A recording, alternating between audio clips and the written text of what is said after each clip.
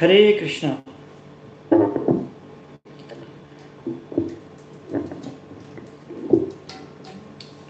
హరే కృష్ణ భక్తులందరికీ స్వాగతం. ఈరోజు మన శ్రీమద్ భగవద్గీత యొక్క చర్చలోకి. సో ముందు మనము శ్రీ రాధామాధవ కీర్తన చేసి తర్వాత ఆరంభిద్దామంట.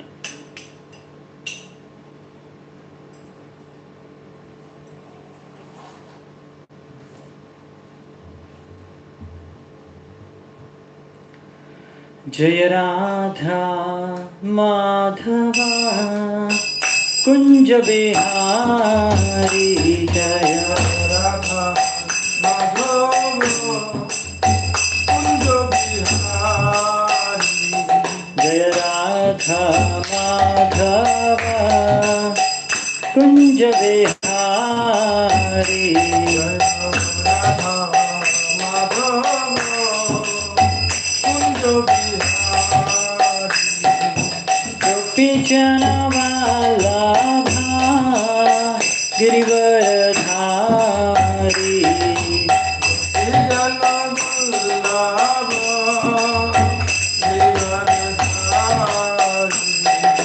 గోపీ జనవల్లభా గిరివరధారీ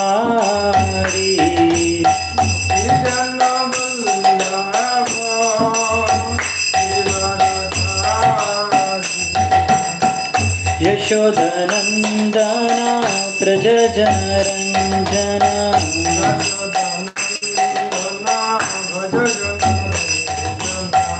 యశోదనందన ప్రజజనరంజన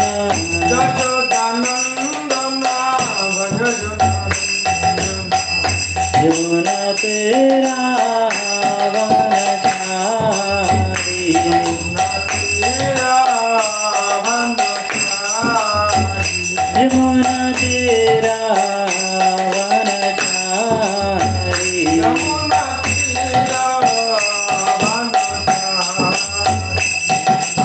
రాధా మాధవ కుంజ Bihari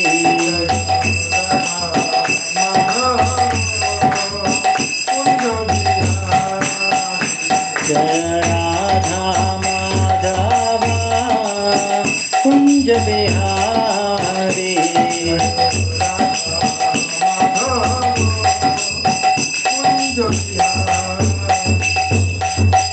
Hare Krishna Hare Krishna Krishna Krishna Hare Hare Hare Rama Rama Rama Hare Hare Krishna Hare Krishna Krishna Krishna Hare Hare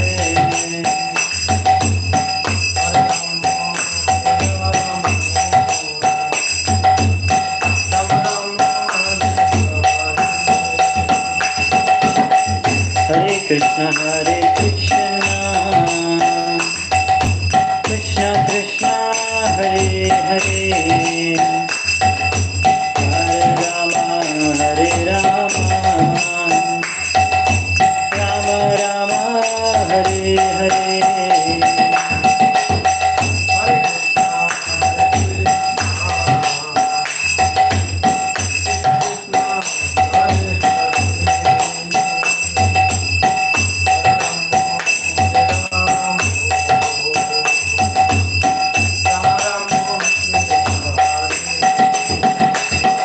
Hare Krishna Hare Krishna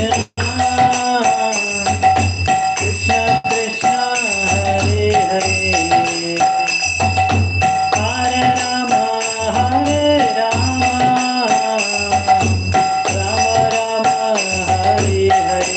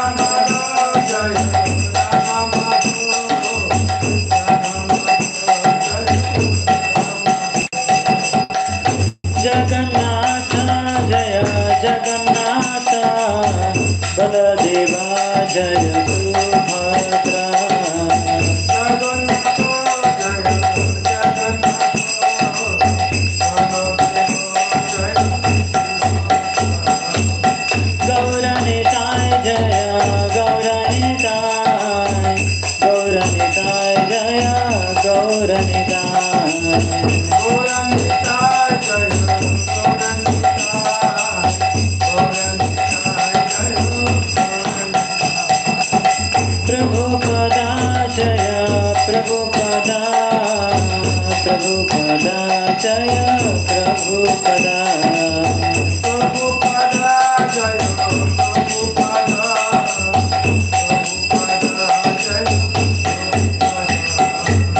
Gurudeva Jaya Gurudeva Gurudeva Jaya Gurudeva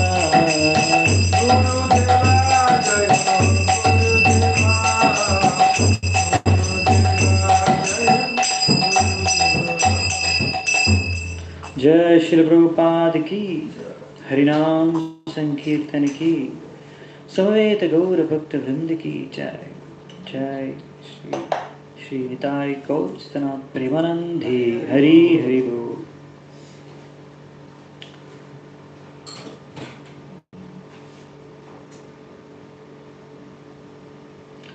ओम अज्ञानतिमिरन्धस्य ज्ञानाञ्जनशलाकया चक्षुरुन्मिलितं येन तस्मै श्रीगुरवे नमः। श्रीचैतन्यमनोभीष्टं स्थापितं येन भूतले स्वयं रूपः कदा मह्यं ददाति स्वपदान्तिकं वन्देऽहं श्रीगुरुं श्रीयुतापदकमलं श्रीगुरून् वैष्णवांश्च श्रीरूपं साग्रजातं सहगना रघुनाथान्वितां तं सजीवं साद्वैतं सावधूतं परिजनासहितं कृष्णचैतन्यदेवं श्रीराधा कृष्णपादान् सहगना ललिता श्रीविशाखान्वितांश्च नमो ॐ विष्णुपादाय कृष्णप्रेष्ठाय भूतले श्रीमते भक्तिवेदान्त स्वामिनिति नामिने नमस्ते सारस्वते देवे गौरवाणी प्रचारिणे निर्विशेष शून्यवादी पाश्चात्यदेशतारिणे नमो महावदन्याय कृष्णप्रेमप्रदायते कृष्णाय कृष्णचैतन्य नामिने गौरत्विषे नमः। हे कृष्णा करुणा सिन्धु दीनबन्धु जगत्पते गोपेश गोपिका कान्त राधा कान्त नमोऽस्तुते तप्तकाञ्चन गौराङ्गी राधे वृन्दावनेश्वरी वृषभानुसुते देवी प्रणमामि हरिप्रिये नीलाचलनिवासाय नित्याय परमात्मने बलभद्रसुभद्राभ्यां जगन्नाथाय ते नमः। वाञ्छाकल्पतरुभ्यश्च कृपासिन्धुभ्येव च पतितानां पावनेभ्यो वैष्णवेभ्यो नमो नमः। जय श्रीकृष्णचैतन्य प्रभो नित्यानन्द श्री अद्वैत गदाधर श्रीवासादि गौरभक्तवृन्द। हरे कृष्णा कृष्ण कृष्ण हरे हरे हरे राम राम राम हरे हरे हरे कृष्ण। సో భక్తులందరికీ స్వాగతం.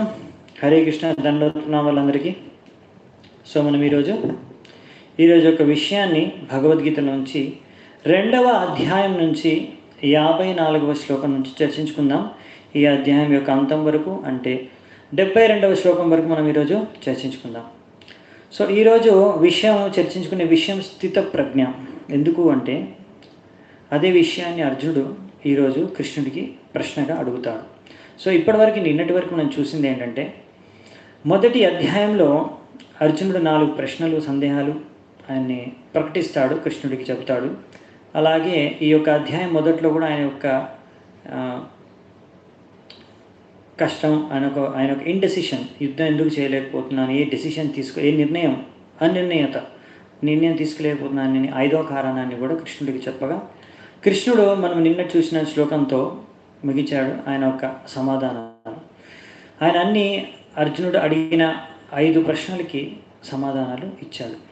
ఇవి విన్న అర్జునుడు ఇప్పుడు లాస్ట్ సమాధానం ఏదైతే కృష్ణుడు లాస్ట్ మన ఆఖరి శ్లోకం నిన్న చూసుకున్న దాంట్లో 53వ శ్లోకంలో చెప్పాడు ఏంటంటే, ఇలా ఎవరైతే బుద్ధి యోగం ప్రాక్టీస్ చేస్తారో సాధన చేసి దాని యొక్క లాభంగా ఎవరైతే బాగా బుద్ధి యోగాన్ని ప్రాక్టీస్ చేస్తారో వాళ్ళు వాళ్ళ యొక్క సమాధిలో వాళ్ళ యొక్క మనస్సు చేతన అనేది సమాధి అవస్థను చేరుకుంటుంది. అచలా బుద్ధి, వాళ్ళ యొక్క చేతన అచలా బుద్ధి, వాళ్ళ యొక్క ప్రజ్ఞ, వాళ్ళ యొక్క బుద్ధి ఇంటెలిజెన్స్ అది స్థిరంగా ఉంటుంది అని చెప్పారనమాట కృష్ణుడు అర్జునుడికి.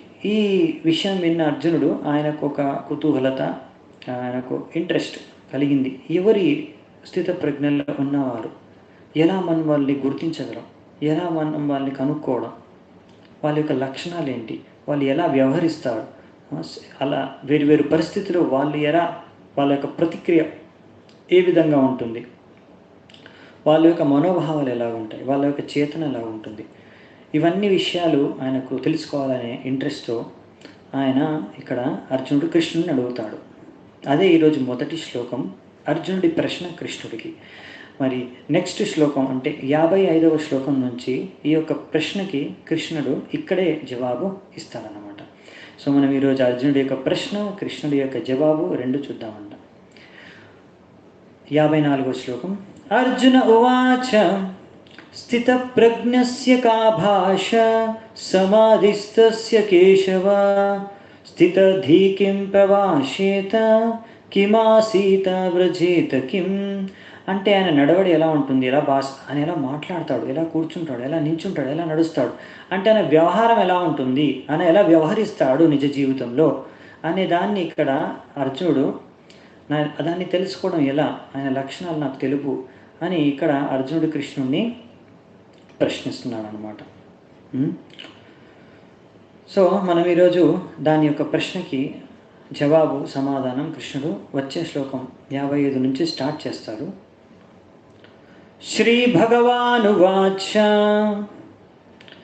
ప్రజహాతి యదా కామాన్ సర్వాన్ పార్థమనోగతాన్ ఆత్మన్యేవాత్మనా తుష్టః స్థితప్రజ్ఞాస్తదుచ్యతే.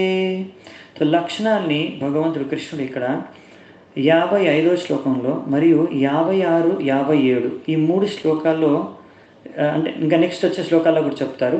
ఈ ఫస్ట్ శ్లోకంలో వచ్చేసి ఎలా ఈయన లక్షణాలు ఏంటి, సిమ్టమ్స్, ఈ యొక్క స్థిత ప్రజ్ఞ ఈ అవస్థలో చేరుకున్న వ్యక్తి యొక్క లక్షణాలు ఎలా ఉంటాయని చెప్తున్నాను అనమాట, ఆయన యొక్క సిమ్టమ్స్.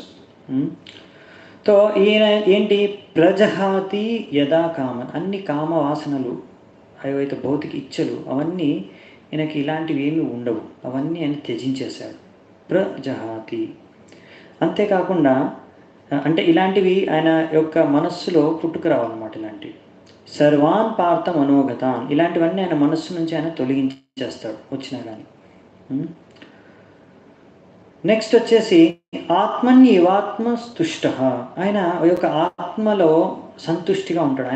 ఆయన అర్థం చేసుకున్నాడు అన్నమాట, నేను ఈ శరీరాన్ని కాదు, నేను ఆత్మని. అంతేకాకుండా ఆయన ఎలా సంతుష్టిగా ఆత్మ స్థలంలో ఉంటాడు, మన స్పిరిచువల్ ప్లాట్ఫామ్ ఆధ్యాత్మిక స్థలంలో ఆయన నివసిస్తాడు. ఆయన చేతన కూడా అంటే స్పిరిచువల్లీ సిచ్యువేటెడ్ అన్నమాట.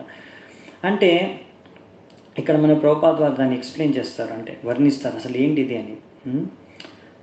ఇక్కడ ఏం లేదు, ఇక్కడ చెప్పేది ఏంటంటే స్థిత ప్రజ్ఞ అంటే ఆ యొక్క అవస్థ సంతుష్టంగా ఉంటాడు. అంటే ఎలా ఆయన సంతుష్టంగా ఉంటాడంటే ఆయన అర్థం చేసుకుంటాడు, నేను ఆత్మని, ఇది శరీరాన్ని కాదు. అంతేకాకుండా నేను ఆత్మని, భగవంతుడి యొక్క అంశాన్ని, మరియు నా యొక్క నిజమైన పరిచయం, అసలైన పరిచయం ఈ ఆత్మకి ఏంటి అంటే నేను భగవంతుడి యొక్క భక్తుడిని, భగవంతుడి యొక్క దాసుడిని, భగవంతుడి యొక్క సేవకుడిని అనే భావన, ఆ భావనతో ఆయన యొక్క జీవితాన్ని జీవిస్తాడు. కనుక ఆయన ఆత్మ సంతుష్టంగా ఉంటుందన్నమాట. స్థిత ప్రజ్ఞస్ తదోచ్యతే. ఇలాంటి వ్యక్తిని మనం స్థిత ప్రజ్ఞ అని అంటాము. మరి ఆయన ఎలా విభిన్న పరిస్థితులకి ఆయన యొక్క ప్రతిక్రియ ఎలా ఉంటుంది అంటే ఆయన ఎలా వ్యవహరిస్తాడు రకరకాలైన పరిస్థితుల్లో.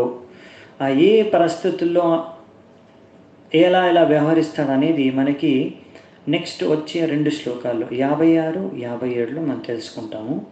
మళ్ళీ 58 నుంచి 53లో కూడా ఆయన యొక్క ఎలా ఆయన ఇంద్రియాల్ని నియంత్రించుకుంటాడనే విషయాన్ని కూడా మనం చర్చించుకుంటాము. సో ఫస్ట్ మనం చూద్దామంటే ఆయన ఎలా వివిధ పరిస్థితుల్ని ఆయన ఎలా ఎదుర్కొంటాడు, ఎలా ఆయన ఒక ప్రతిక్రియ ఉంటుంది, ఆయన రెస్పాన్స్ ఎలా ఉంటుంది అనేది మనం చూద్దామంట. ఈ 56, 57 56వ శ్లోకంలో చూస్తున్నాము.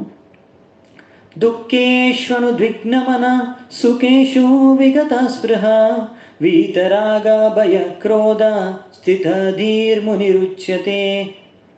తో ఇక్కడ ఏంటన్నారంటే దుఃఖేషనుద్విగ్నమన, ఆయన ఏమాత్రం ఎంత దుఃఖం వచ్చినా కానీ, ఎలాంటి కష్టాలు వచ్చినా కానీ ఏమాత్రం విచలితం అవ్వదు ఆయన ఒక మనస్సు. ఇది మొదటి లక్షణం. అంటే దుఃఖం వచ్చినంత మాత్రం ఏడ్చుకుంటూ కూర్చోడు అనమాట.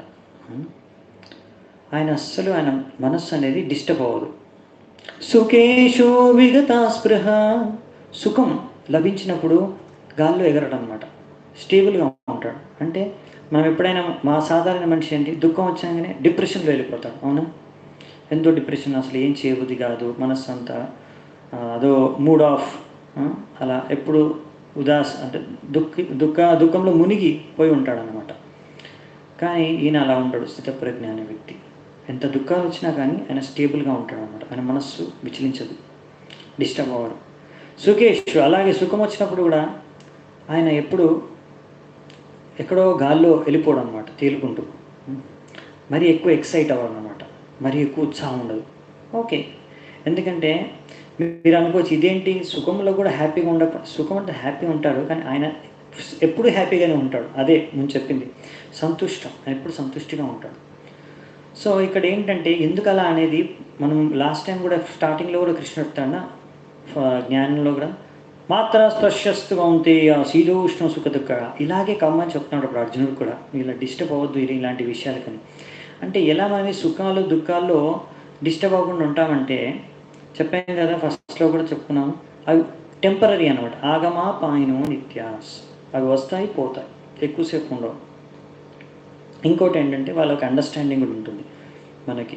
ఈ స్థిత ప్రజ్ఞ అనే బుద్ధి యోగ, ఆల్రెడీ బుద్ధి యోగ అంటే బుద్ధి ఉంది ఆయనకి, చాలా బుద్ధి నేర్చుకున్నాడు, జ్ఞానం అనేది ఉంది, మొత్తం జ్ఞానం, ఆత్మజ్ఞానం, మొత్తం సారం, వేదాల యొక్క సారాన్ని ఆయన గ్రహించాడు.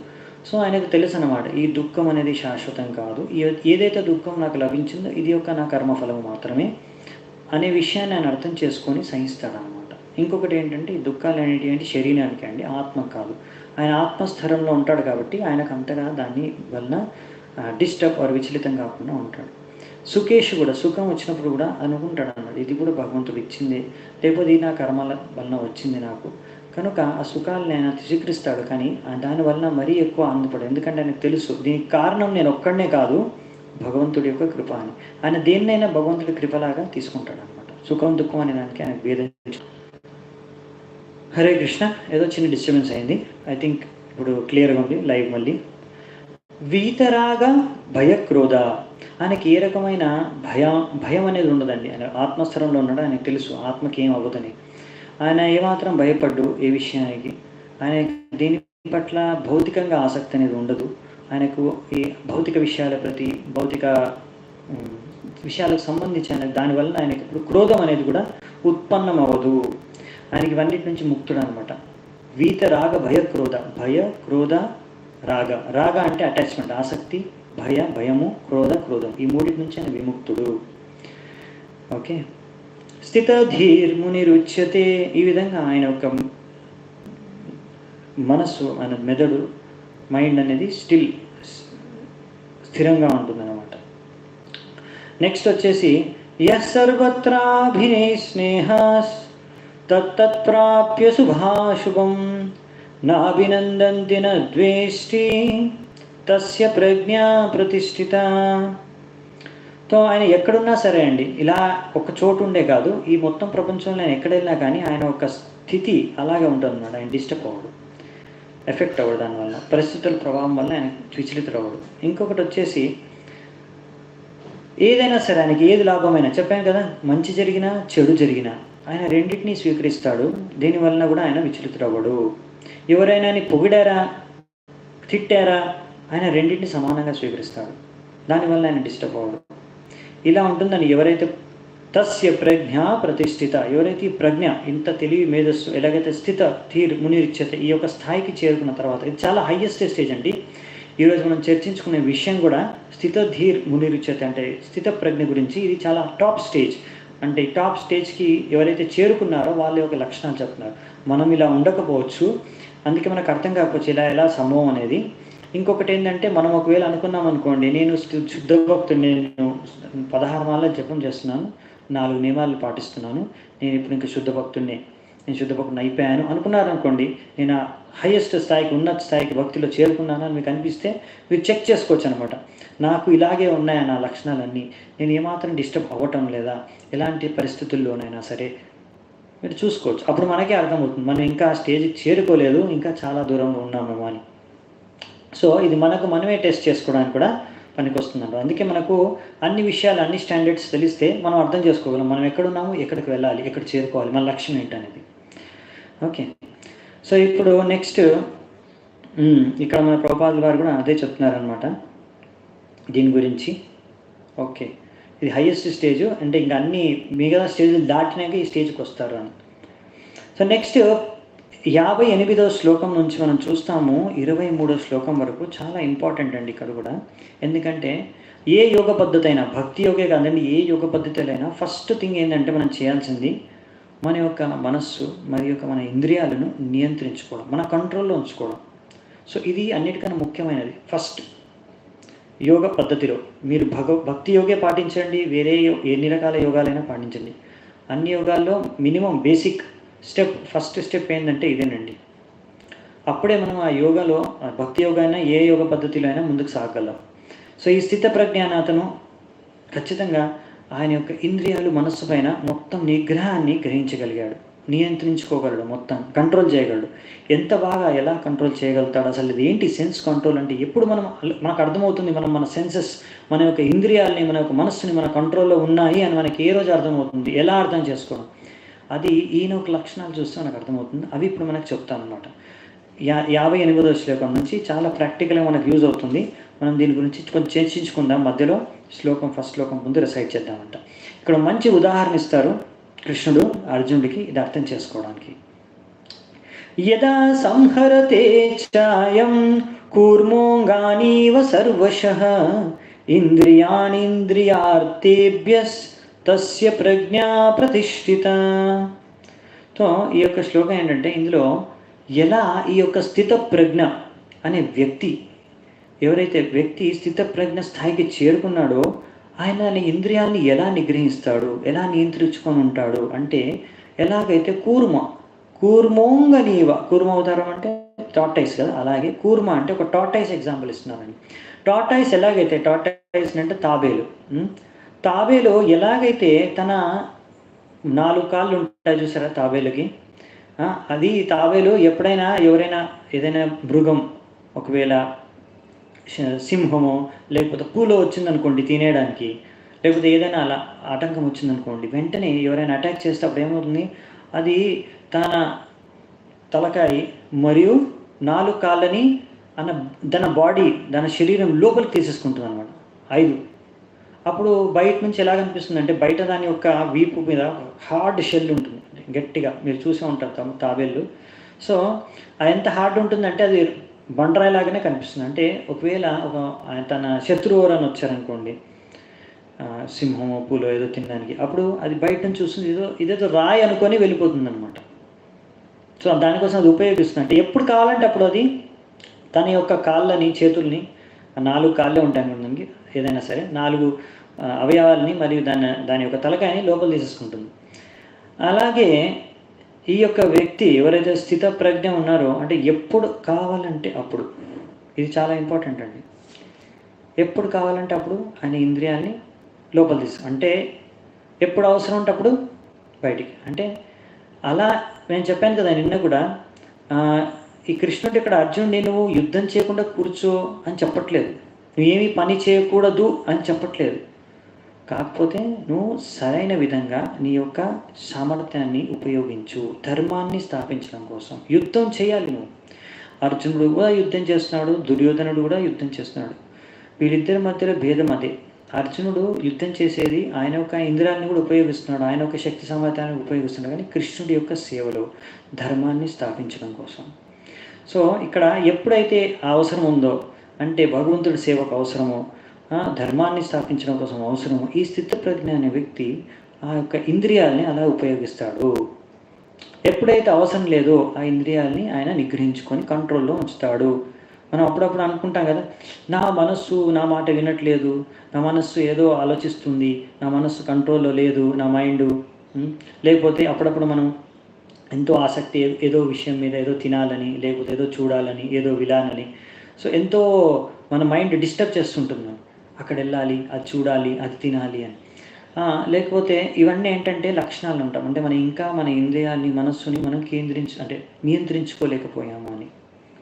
సో ఎవరైతే ఈ మన మనస్సుని, ఇంద్రియాల్ని నియంత్రించుకున్నారంటే పాయింట్ ఏంటంటే వాళ్ళ ఇష్టం ఉన్నప్పుడు ఎక్కడ అవసరం ఉంటే అక్కడ వాళ్ళ ఇంద్రియాల్ని ఉపయోగించగలరు.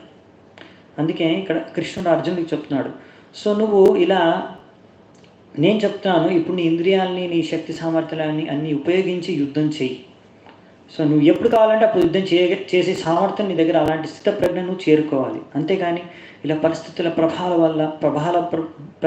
ప్రభావాల వల్ల నువ్వు నీ యొక్క ఇంద్రియాలు, నీ యొక్క నియంత్రణ కోల్పోయి నీ మాట వినట్లేదు, ఇలా కాకూడదు. అంటే నువ్వు ఇంకా ఆ స్థాయికి చేరుకోలేదు. అలాగే మనము కూడా, అంటే ఇప్పుడు మన జీవితంలో కూడా మనం ఎన్నో యాక్టివిటీస్ చేస్తుంటాం, ఎన్నో పనులు చేస్తుంటాం, ఎన్నో కార్యాలు చేస్తుంటాం, భక్తి కార్యాలు, మరియు మన యొక్క ఏవైతే ధర్మాలను నిర్వహిస్తున్నప్పుడు మనం ఎప్పుడైనా సరే ఎలాంటి పరిస్థితుల్లో అయినా కానీ మనం వెనకం చేయకుండా మన యొక్క ఇంద్రియాలు మన యొక్క కంట్రోల్లో ఉంటే అప్పుడు మనము సరిగ్గా మన భక్తి పథంలో ముందుకెళ్ళవచ్చు అనమాట. అంటే మన ధర్మాలని నిర్వహించుకుంటూ వెళ్ళిపోవచ్చు. ఒకవేళ మనకు తెలిసి ఇప్పుడు 4 నియమాలు పాటించాలి అని, ఓకే, అంటే మన ఇంద్రియాలు కంట్రోల్లో మనకు ఉన్నాయనుకోండి, అక్కడ ముందు ఎవరైనా నియమాల్ని భంగం చేస్తున్నా, మనల్ని ఎవరైనా ప్రలోభించినా అప్పుడు మనము ఆ ప్రలోభానికి లొంగమన్నమాట. మనకు ఆ కంట్రోల్ ఉంటే. కంట్రోల్ లేదనుకోండి, నేనేం చేస్తాను ప్రభుజీ, మా ఫ్రెండ్ చెప్పాడు అందుకే నేను తినేశాను, మా ఫ్రెండ్ చెప్పాడు అందుకే ఆ యొక్క నియమాన్ని నేను బ్రేక్ చేశాను అని మనం చెప్తూ ఉంటాం సాకులు. ఇలాంటి రీజన్స్ మనం ఇవ్వకూడదు అనమాట. అది ఎందుకు ఇస్తున్నాం మనం అంటే మన ఇంద్రియాలు మన కంట్రోల్ ఇంకా రాలేదు. సో అందుకని మనము ఇంద్రియాలు అనేది నియంత్రించుకోవడం చాలా ముఖ్యం. ఫస్ట్ ఇంపార్టెంట్ స్టెప్ అనమాట అది మనకి ప్రాక్టికల్ లైఫ్లో, డివోషనల్ లైఫ్లో, భక్తి జీవితంలో మనకి చాలా ఇంపార్టెంట్. ఇదే ప్రభుపాదులు వారు అన్నారు, ఇది ఒక టెస్ట్, నీకే టెస్ట్. ఇది నువ్వు నీకే ఎలా టెస్ట్ చేసుకోవాలి. ఒక యోగి ఒక టెస్ట్, భక్తుడికి, ఒక ఆత్మ సాక్షాత్కారాన్ని చెందిన వ్యక్తికి టెస్ట్ ఏంటంటే ఆయన ఇష్టం ఉన్నట్టు, నాకు ఇష్టం వచ్చినప్పుడు నేను నా ఇంద్రియాన్ని ఉపయోగించుకోగలుగుతున్నానా, నా ఇష్టం నా ప్లాన్ ప్రకారం నేను నా ఇంద్రియాన్ని ఉపయోగించగలుగుతున్నానా. ఒకవేళ నువ్వు ఉపయోగించుకోగలిగితే నువ్వు ఇంద్రియ నిగ్రహణ చేసావని. ఇది చాలా మంచిది అంటే అర్థం చేసుకోవాలి ఇలా బాగా. అంతేకాకుండా ఇంద్రియ నిగ్రహణ అంటే మనం ఇంద్రియాలను యూజ్ చేయకూడదు, అంటే ఊరికే కూర్చొని ఉండాలి కళ్ళు మూసుకొని, చెవులు మూసుకొని, అలా కాదండి, అలా కాదు ఇక్కడ చెప్పేది. మీరు అన్ని ఇంద్రియాల్ని మూసుకొని కూర్చోమని చెప్పట్లేదు. మనకు ఇష్టం ఉన్న విధంగా, మనకు ఎలా కావాలంటే అలా, ఎప్పుడు కావాలంటే అప్పుడు, దేనికి కావాలంటే దానికి, ఎక్కడ కావాలంటే అక్కడ మన ఇంద్రియాల్ని, మనస్సును ఉపయోగించుకోగలే శక్తి, నియంత్రణ మనకు ఉండాలి, మన ఇంద్రియాలు మన మనస్సు పైన. అది ఇక్కడ కృష్ణుడు అర్జునుడికి చెబుతున్నాడు. ఒకవేళ ఇది ఎలా సంభవం, ఈయనకి ఈ స్థితప్రజ్ఞ అనే వ్యక్తికి ఎలా ఇది సంభవం? మీరు అనవచ్చు కదా, ప్రభు మీరు చెప్తున్నారు బాగా సరే, కానీ ఇది సంభవం ఎలా సాధ్యం ఇది చేయడం, ఎలా సాధించడం, ఇది ఎలా సాధిస్తాడు ఈ స్థితప్రజ్ఞ అనే వ్యక్తి బుద్ధియోగతో? అది ఇక్కడ నెక్స్ట్ శ్లోకంలో చెప్తాను అన్నాడు. ప్రాక్టికల్లీ ఎలా సాధించగలచ్చు. విషయా వినివర్తంతే నిరాహారస్య దేహినః రసవర్జం రసోప్యస్య పరం దృష్ట్వా నివర్తతే. సో ఇక్కడ ఏం చెప్తున్నారంటే కృష్ణుడు, విషయా వినివర్తంతే నిరాహారస్య దేహినః. మనం ఇప్పుడు చెప్పాం కదా, మీరు ఈ 4 నియమాలు పాటించాలంటే ఇవి చేయకూడదు, మనకు ఎన్నో విషయాలు చేయకూడదు అని చెప్పారు, కొన్ని నిషేధించారు మనకు చేయడానికి. సో మనము ఇవి నిషేధించినా కానీ ఇక్కడ మనకి ఇప్పుడు కూడా దాని యొక్క టేస్ట్, అంటే స్థితప్రజ్ఞ ఆ టేస్ట్ ఉంటుంది ఆయన కూడా. అంటే ఆయన మర్చిపోలేదు ఈ యొక్క భౌతిక విషయ వస్తువులు ఏవైతే ఉన్నాయో దానివల్ల ఎలాంటి సుఖాన్ని వాళ్ళు అనుభవించగలరో ఆ యొక్క తెలివి, ఆ యొక్క జ్ఞానం, ఆ యొక్క స్మరణం ఆయనకు ఉంది. దాని యొక్క టేస్ట్, దాని యొక్క రసవర్జం రసోప్యస్య, దాన్ని వదిలేశాడు. ఇప్పుడు దాన్ని ఆయన 4 నియమాలు పాటిస్తున్నాడు కాబట్టి అవన్నీ చాలా విషయాల నుంచి ఆయన నిషేధాన్ని పాటిస్తున్నాడు. కానీ ఆ యొక్క వస్తువుల ద్వారా ఆయనకు వచ్చే ఆనందం, సుఖం, భౌతిక సుఖం ఏముందో దాని యొక్క ఆస్వాదించే టేస్ట్, స్మరణం అనే ఉంది, మర్చిపోలేదు. ఎలా ఉంటుంది ఈ భౌతిక ఆనందం, భౌతిక ఆసక్తులు, భౌతిక విషయాలు, విషయ వస్తువులు, ఇవి మర్చిపోలేదు ఆయన. అవన్నీ గుర్తున్నాయి ఆయనకి, దానికి స్మరణం ఉందంట, మర్చిపోలేదు. కానీ మరి ఎలా ఆయన మరి దాన్ని వద్దు అని దానికి చెప్పగలుగుతున్నాడు, నో అని ఎలా చెప్పగలుగుతున్నాడు? అది ఎలా సాధ్యం? అదే కదా మెయిన్. పరం దృష్ట్వా నివర్తతే, ఇదే అనమాట ఆన్సర్. పరం దృష్ట్వా నివర్తన అంటే హయ్యర్ టేస్ట్. ఆయన ఒక పరం అంటే ఒక ఎంతో ఉన్నతమైన భక్తి, భగవంతుడు, ఆత్మతత్వాలు, ఆధ్యాత్మిక విషయాలు మీద ఆయనకి ఎక్కడో ఒక రుచి అనేది కలిగింది. ఇది అన్నిటికన్నా ముఖ్యమైన విషయం మనం అర్థం చేసుకోవాలండి. మనము ఏదో ట్రై చేస్తామంటే ఆర్టిఫిషియల్గా, అంటే కృత్రిమ రూపంగా మనము ఒకవేళ ఆర్టిఫిషియల్గా ట్రై చేస్తామనుకోండి, మనము ఈ ఇంద్రియాలని నియంత్రించుకోవడానికి చాలా కష్టం. ప్రభుపాద అలా మీరు ఆర్టిఫిషియల్గా ట్రై చేశారనుకోండి, ఏదో కొంతసేపు కొన్ని రోజులు నియంత్రించుకోవచ్చు, కానీ తర్వాత చాలా కష్టం. ఎప్పటికైతే మీరు ఒక రుచి, భగవంతుడి భక్తి మార్గంలో ఏదో ఒక విధానం పట్ల, ఏదో ఒక విధి పట్ల, మనకు నవవిధ భక్తులు ఉన్నాయి కదా, ఆ నవవిధ భక్తిలో ఏదో ఒక దాని మీద, అంటే మనకు ఈ భాగవతం కానీ భగవద్గీత కానీ చదవడము, వినడం, శ్రవణం, చెప్పడం, కీర్తనం, ఇలా భగవంతుడి నామ జపం చేయడం, భగవంతుడి గుణగానాలు కీర్తన చేయడం, భజనలు చేయడం, లేకపోతే భగవంతుడి దర్శనం చేసుకోవడం, లేకపోతే భగవంతుడికి ఏదో సేవ చేయడం, ఎక్కడో అక్కడ మనకు ఒక రుచి, హరినామ సంకీర్తన కానీ మన సేవలు, భగవంతుడికి చేసుకునే సేవలో ఎక్కడో ఒక దగ్గర మనం ఒక రుచిని మనము ఏర్పరచుకోవాలి. అంటే మనకు we have to find our taste. మనం ఎక్కడొక ఆ యొక్క టేస్ట్, రుచిని మనం ఆస్వాదించడం నేర్చుకోవాలి. ఒకవేళ ఎక్కడో అక్కడ మనకు రుచి కలిగిందనుకోండి, అంతే, అది మనకు హుక్ అనమాట. ఆ రుచి ద్వారా మనం ఈ యొక్క లోవర్ టేస్ట్, ఈ యొక్క భౌతిక, ఇక్కడ కూడా ఏదో టేస్ట్ ఉందండి, అందుకే కదా జనాలు దానికి ఎగబడి మరీ వెళ్తున్నారు. ఎందుకు అంతమంది జనాలందరూ ఆ యొక్క భౌతిక ఆసక్తులు, ఇంకా విషయ వస్తువుల వైపు మొత్తం వాళ్ళ జీవితాన్ని పెట్టేస్తున్నారు? అంటే ఏదో అక్కడ సుఖం ఉందన్నమాట. కానీ అది తుచ్చ సుఖం అని చెప్పారు మన యొక్క శాస్త్రాలు. తుచ్చం అంటే అందుకని లోయెస్ట్. కాబట్టి మనం ఆ లోయెస్ట్ విషయాన్ని ఎలా వదిలేయగలమంటే, ఎప్పుడైనా మనకు కొంచెం హైయెస్ట్ అనేది దొరుకుతాయి. అంటే మనకి ఏదో ఒక పరం జ్ఞానం, పరం లక్ష్యం, పరం భక్తి, ఆ విషయాల పట్ల మనకి ఏదైనా ఆసక్తి, శ్రద్ధ కలిగిందనుకోండి, ఆ యొక్క రుచి మనం ఆస్వాదించగలిగితే, అంటే మనకి ఏదో ఒక బాగా నచ్చింది అనుకోండి, కీర్తనం కానీ, శ్రవణం కానీ, నవవిధ భక్తులు ఏదైనా సరే, ఏ రకంగా భగవంతుడి సేవలో మనకు మగ్నం అయిపోతే చాలండి, చాలా ఈజీగా మనం ఈ ఇంద్రియాల్ని నియంత్రించుకోవచ్చు. ఇది అన్నిటికన్నా సీక్రెట్. దీన్ని ప్రభుపాద గారు చెప్తారు, సీక్రెట్ ఆఫ్ సెన్స్ కంట్రోల్. మీ ఇంద్రియ నియంత్రణకి ఇదే సీక్రెట్ అండి. మీరు ఇంకా ఎన్ని ఆర్టిఫిషియల్ వేస్ ట్రై చేసినా కానీ, అంటే ఎన్నో విధాలుగా రకాలుగా మీరు ట్రై చేయండి, పనిచేయాలండి. కొంతసేపటి పనిచేస్తుంది అనమాట. ఎందుకు అలా అనేది కూడా మనం చూద్దామంట. ఒకవేళ మీరు అన్నారనుకోండి, అరే ప్రభు నాకే భక్తి మార్గంలో నవవిధ భక్తి అనుకోండి, ఇంకా ఎన్ని రకాల యాక్టివిటీస్, అందుకే ప్రభుపాదుల వారు మన ఇస్కాన్ మూమెంట్లో ఎన్నో యాక్టివిటీస్ని పొద్దున్న నుంచి రాత్రి వరకు ఎన్నో రకరకాల డివోషనల్ యాక్టివిటీస్, శ్రవణం, కీర్తనం, స్మరణం, వందనం, దాస్యం, సాఖ్యం, ఇలా ఎన్నో సత్సంగాలు, ఇవన్నీ ఎన్నో క్రియేట్ చేశారన్నమాట. మంగళారతి చూసుకోండి, మళ్ళీ భగవంతుడి విగ్రహ ఆరాధన, ఇలా ఎన్నో. మీరు ఇంకా కొన్ని మందిరం నిర్మించడం కానీ, మందిరాన్ని రన్ చేయడం, మేనేజ్మెంట్, మీరు ఏం చేయాలి, మీరు కుకింగ్ చేయాలి, భగవంతుడు కుకింగ్ చేయొచ్చు. మీకు కుకింగ్ ఇంట్రెస్ట్ ఉందంటే కుకింగ్ చేయొచ్చు. మీకు మ్యూజికల్ ఇన్స్ట్రుమెంట్స్ వాయించాలంటే వాయించవచ్చు భగవంతుడు యొక్క కీర్తనలు. ఇలా ఎన్నో మీరు ఆలోచించారనుకోండి, చూడండి ఇస్కాన్కి వచ్చి ఒకసారి మందిరాన్ని చూస్తే ఎన్నో ఉన్నాయండి భగవంతుడికి.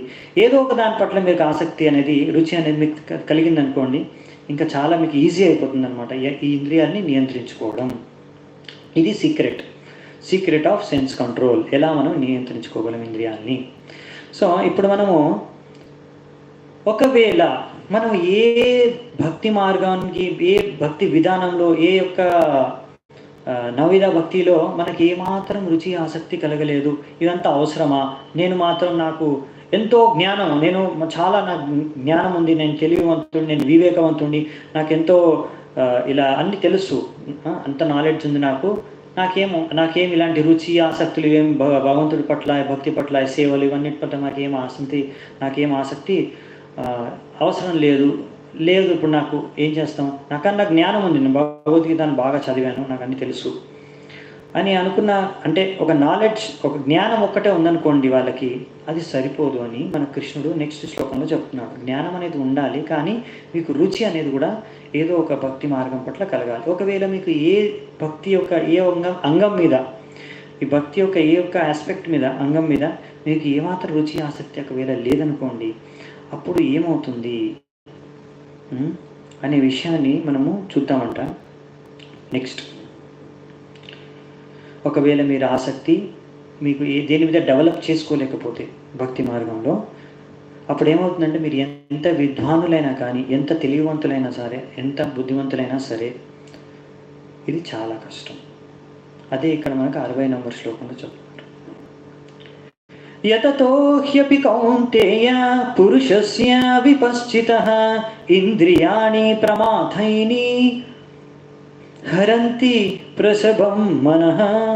ఇక్కడ ఏమంటున్నారంటే యతతో హ్యపి కౌంతేయ అంటే నువ్వు ఇలా ఆసక్తిని, ఒక భక్తి ఒక అంగం పట్ల, దాని పట్ల ఆసక్తిని నువ్వు కలుగ చేయకుండా, నువ్వు ఇలా ఏదో కష్టపడి నీ ఇంద్రియాన్ని నియంత్రించుకోవడానికి నువ్వు కష్టపడుతున్నావు అనుకో, యతతో హి అపి కౌంతేయ, అలాగే ఏ ఆసక్తి మీకు డెవలప్ అవ్వలేదు, ఇంకా హయ్యర్ టేస్ట్ పరం దృష్ట్యా నివర్తతే అవ్వలేదు. పురుషస్య విపశ్చిత, ఒకవేళ నువ్వు ఎంత తెలివైనవాడైనా సరే, నీకు ఆత్మ అంటే ఏంటి, ఈ శరీరం అంటే ఏంటి ఒకటి తెలిసినా కానీ, ఇలాంటి జ్ఞానం నీకు తెలిసినా అయినా కానీ, ఇంద్రియాని ప్రమాతీని, ఈ ఇంద్రియాలు ఎంతో బలవంతమైనవి. ఎంత బలవంతమైనవి అంటే ఇంద్రియాలు హరంతి ప్రసవం మనః, ఈ యొక్క మైండ్, నీ యొక్క మనస్సుని అవి బలవంతంగా ఈడ్చుకొని వెళ్ళిపోతాయంట, ఎంత తెలివైన వాడైనా కానీ. దానికి మనకి ఇక్కడ ప్రభుపాదుల వారి తాత్పర్యంలో ఒక మంచి ఉదాహరణ ఇస్తున్నారు. మీకు తెలుసు అనుకుంటా ఈ ఉదాహరణ. విశ్వామిత్ర ముని, మహాముని విశ్వామిత్రుడు ఎంతో ఘోర తపస్సు చేస్తున్నాడు, ఎన్నో వేల సంవత్సరాలు తపస్సు చేస్తున్నాడు. అప్పుడు మేనక, ఇంద్రుడు పంపించాడు. ఇంకా మేనక వచ్చినప్పుడు ఆ మేనక యొక్క యాంకిల్ బెల్ని మనం ఏమంటాము, గజ్జెలు చప్పుడు, గజ్జెల చప్పుడు విని ఆయన ఒక ఏదైతే ధ్యానాన్ని, ఏదైతే తపస్సుని చేస్తున్నాడో అది కోల్పోయాడు. ఆ ధ్యానాన్ని అటువైపు ఇంకా ఆమె ప్రతి ఆకర్షితుడైపోయాడు. తర్వాత వాళ్ళిద్దరి సంఘం ద్వారా శకుంతల పుట్టింది. ఈ స్టోరీ కూడా మనకు వస్తుంది, తర్వాత మనం చూద్దామంట భాగవతంలో అక్కడ. సో ఏంటంటే మనకి ఇక్కడ ఎంత గొప్ప తపస్వి అయినా సరే, ఎంత గొప్ప తెలివైన వాడైనా సరే, ఎంతో ఈ యొక్క ఇంద్రియాలని నియంత్రించడానికి ప్రయత్నించారనుకోండి, ఒకవేళ మీరు ఆ పరం దృష్ట్యా నివర్తతే, మీకు ఆ రుచి భగవంతుడి పట్ల, భగవంతుడి యొక్క భక్తి పట్ల, భక్తి యొక్క అంగాల పట్ల కలగలేదనుకోండి, అప్పుడు మనకి ఎంత కష్టపడ్డా సరే, నువ్వు ఎంత గొప్పవాడివైనా సరే, ఈ ఇంద్రియాలు అనేది ఎంతో ఎంతో ఎంతో బలమైనవి, అవి నీ యొక్క మనస్సుని వీడ్చుకొని వెళ్ళిపోతాయి. సో అంటే దీనికి ఉదాహరణగా విశ్వామిత్రముని అని చెప్పారండి. అలాంటి మహాముని కూడా ఇలాంటి ఇంద్రియ ప్రలోభానికి లొంగిపోయాడనమాట. అందుకనే యమునాచార్య, ఇప్పుడు యమునాచార్య అనేది మహాన్ ఆచార్యులు, శ్రీ సంప్రదాయంలో ఆయన గొప్ప ఆచార్యులు. శ్రీ రామానుజాచార్య వల్ల ఆయన గురువు. యమునాచార్య రామానుజాచార్య వాళ్ళ గురువు. సో ఆయన శుద్ధ భక్తుడు, భగవంతుడి పట్ల ఆయనకి ఎంతో ఆసక్తి, ప్రేమ అనేది ఆల్రెడీ ఆయన చేరుకున్నాడు ఆ స్థాయికి. సో ఆయనకి ఒకవేళ ఇలాంటి ఎప్పుడైనా చెడు ఆలోచనలు వస్తే ఆయన ఒక మెదడులోకి ఆ చెడు ఆలోచన పైన ఆయన ఉమ్మి పారేస్తాడంట. అంటే ఆయనకి దాని మీద ఇంకా ఆసక్తి కాదు, విరక్తి పుట్టేస్తుంది అనమాట. యదవది అది చెప్తున్నాడు ఆయన శ్లోకం ద్వారా ఆయన వ్యక్తం చేస్తున్నాడు శ్రీ యమునాచార్యుల వారు. యదవది మమ చేత కృష్ణ పదారవిందే నవనవరసధామని ఉద్యతం రంతుమాసీత్ తదవది బతనారి సంగమే స్మరయమానే భవతి ముఖ వికార సుస్థు నిస్తివనం చ. సో ఎప్పుడైతే నాకు ఒకవేళ ఒక నారితో సంగం చేయాలనే ఒక ఆలోచన నాకు వచ్చిందనుకోండి, అలాంటిది ఆలోచన ఏమైనా వస్తే వెంటనే ఆ యొక్క ఆలోచననే నేను దానిపైనే నేను ఉమ్మేస్తాను అని I spit at that thought. ఇది అంటే అలాంటి స్థాయికి ఆయన చేరుకున్నాడు అనమాట. అలా ఒక స్థిత ప్రజ్ఞ, ఒక శుద్ధ భక్తుడి యొక్క చేతన ఎలా ఉంటుందని ఇక్కడ చెప్తున్నారు మనకి. అలాగే ఇంకో ఉదాహరణగా మనకి అంబరీష్ మహారాజ్ ఇచ్చారు. ఆయన ఒక ఉదాహరణ మనం విస్తృత రూపంగా మనం వచ్చే శ్లోకం యొక్క తాత్పర్యంలో చర్చించుకుందాం. మనం ఇప్పుడు నెక్స్ట్ శ్లోకాన్ని చూద్దామంట. ఇది ఎలా మనకు సాధ్యం? ఈ ఇంద్రియ నియంత్రణ అనేది మనకి ఒకే ఒక మార్గం. ఆ ఇంద్రియాలన్నింటినీ, మనకున్న ఇంద్రియాలు, మనస్సు, మన శక్తి సామర్థ్యాలు, మనకున్న ఏవైతే ఉన్నాయో అన్నిటినీ భగవంతుడి యొక్క సేవలో కనుక మనము ఉపయోగించామనుకోండి, పెట్టేసాం సేవలో, అప్పుడు ఈ యొక్క ఇంద్రియాల్ని నియంత్రించడం ఖచ్చితంగా సాధ్యం. ఇదే మనకు సాధ్యం, ఇది ఒక్కటే మార్గం అని ఇక్కడ మనకి కృష్ణుడు వచ్చే శ్లోకంలో చెప్తాడు. ఇది ఫస్ట్ టైం అండి భగవద్గీతలో కృష్ణుడు డైరెక్ట్గా అర్జునుడికి చెప్తున్నాడు, ఆ ఇంద్రియాలు ఇవన్నిటినీ ఎక్కడ కేంద్రీకరించాలి, నీ యొక్క మనస్సుని ఎవరిపైన కేంద్రీకరించాలి, నా పైన కేంద్రీకరించు, అప్పుడే నువ్వు ఇంద్రియాలని మనస్సుని నువ్వు నిగ్రహించుకోగలవు అనే విషయాన్ని మొట్టమొదటిసారిగా ఇప్పుడు మనం చూడబోయే 61 శ్లోకంలో చెప్తున్నారు. ఎందుకంటే ఇప్పుడు ఇంకా కృష్ణుడు స్టార్ట్ చేశారనమాట. మన భక్తి యోగంలో ఏంటంటే కృష్ణుడు డైరెక్ట్గా చాలా చెప్పేస్తాడు, ఇక్కడ డైరెక్ట్గా చెప్పలేదు, ఒక్కొక్క చోట ఇలా హింట్స్ ఇచ్చారనమాట. ఇది ఒక ఫస్ట్ హింట్. అలా ఇంకొన్ని శ్లోకాల్లో కూడా వస్తాయి, అప్పుడు నేను వచ్చినప్పుడు చెప్తాను మీకు. ఎందుకంటే కొంతమంది అనుకుంటారు ఇక్కడ భగవంతుడు నియంత్రించుకోవాలని చెప్తున్నాడు, కేంద్రించుకోవాలని చెప్తున్నాడు, కానీ అతను భగవంతుడి మీద కాదు, ఏదో శూన్యం, ఏదో ఒక బ్రహ్మం అలా చెప్పుకుంటారు జనాలు. కానీ ఇక్కడ కృష్ణుడు ఈ శ్లోకంలో మెన్షన్ చేస్తాడనమాట. చూద్దాం ఈ శ్లోకాన్ని. తాని సర్వాణి సంయమ్య యుక్తాసిత మత్పరః వశే హి యస్యేంద్రియాణి తస్య ప్రజ్ఞా ప్రతిష్ఠిత. సో ఇక్కడ ఏమన్నారంటే, ఎవరైతే వాళ్ళ యొక్క ఇంద్రియాల్ని ఈ విధంగా నియంత్రిస్తారో, ఎలా? యుక్త ఆసిత మత్పరః.